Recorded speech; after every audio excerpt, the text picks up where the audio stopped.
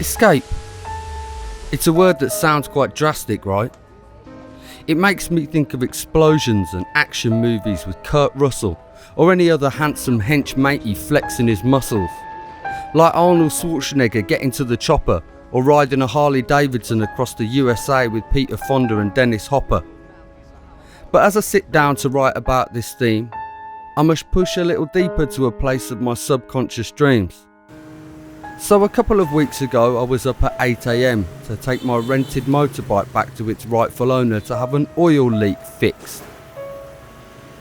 Blue. A hostel owner in Oldie Q, an affable chap who loves to chat to his Western patrons over a beer or two, or 25, which is why he's always late.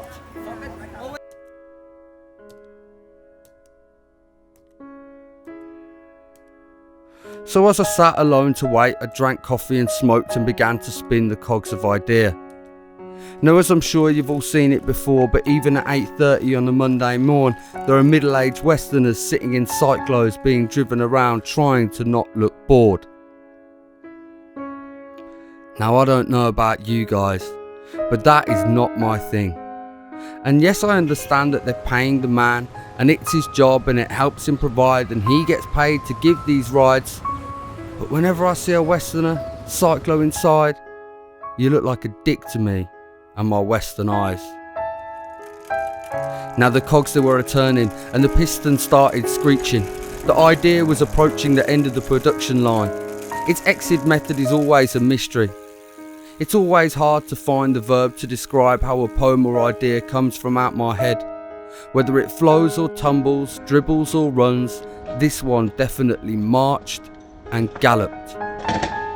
It was militant, high and mighty. So from my high horse, I'd like to take some time to attack some people and their reasons for coming to Hanoi. Let's try and work out what they're all escaping together. Colin and Jane, 51 and 47 from Manchester. Which age belongs to who, it doesn't actually matter. But from looking eagle-eyed, I'd say Jane is a little bit older. Now, Colin and Jane helped birth this idea as they are the cyclo dicks, sitting fat and hungry, taking hundreds of expensive iPhone pics. Colin just got a new job as a pharmaceutical salesman after 1 year of unemployment. He lost his job for fucking a colleague and accidentally sending a dirty email to the whole of the junior sales team. Their marriage was at breaking point, but they've made it work. And luckily, Jane's salon had a good year. So to celebrate Colin getting his life back on track, they've decided 2 weeks away in Vietnam should help them get the spark back. Do I really need to explain what these bastards are escaping?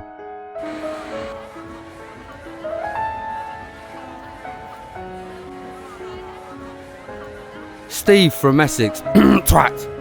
Or maybe it's Cody from Melbourne, either way, twat.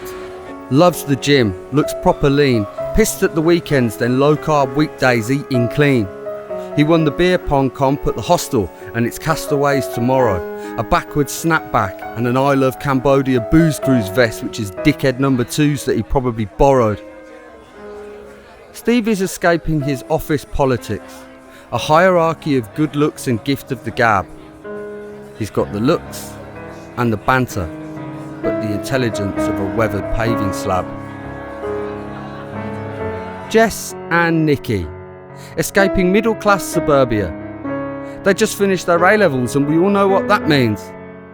Let's go on holiday and get fucked by drunk muscleheads like Cody and Steve. One big party, an amazing story to tell. At Freshers Week, Nottingham Trent, their heaven is my hell. And harking back, they've got no idea why they chose Vietnam, but they saw a pic of Andy there on his Insta and he's fit. That's all they remember. Fuck, these idiots did no research and they're freezing their tits off wearing bikini tops in December. Jess and Nikki are escaping, maybe for the first time, the shackles of mom and dad. There's no one there to tell them to watch how many drinks they've had. There's no teachers there who don't understand. They've got each other, they're like, here babe, hold my hand. and hold my hair back as she vomits cheap vodka into the gutter outside her hostel on Hang Back.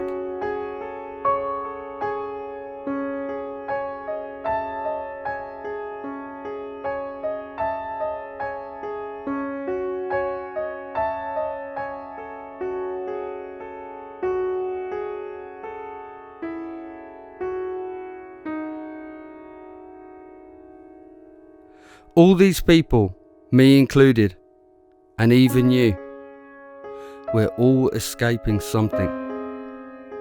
And in writing this, I had to ask myself, what am I escaping? Or what did I want to escape by moving to Vietnam? I wanted to escape these kinds of people. The people that angered me and created this hate and loathing, but here upon the eternal struggle of self-reflection I've started to stall. I've condemned these people and slagged them off, and they've actually done nothing to me at all.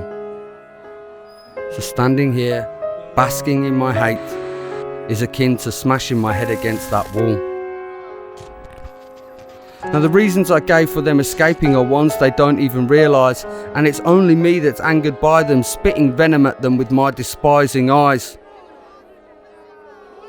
So I guess there it lies. It's my forward stride. And I'm not ready to accept the things they do and the way they live their lives.